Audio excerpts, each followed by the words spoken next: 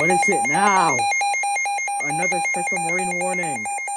Dang it, dude. National Weather Service in Tallahassee has issued a special marine warning for coastal waters from Ocklawaha River to Apalachicola, Florida, out to 20 nautical miles.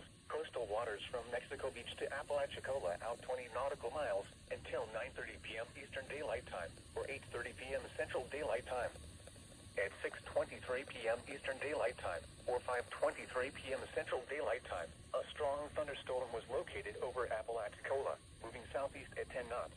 What? Other strong thunderstorms are expected to develop over land and push southward across the coastal waters through 9:30 p.m. Eastern Daylight Time or 8:30 p.m. Central Daylight Time. What? Hazard: wind gusts 34 knots or greater. Source: radar indicated.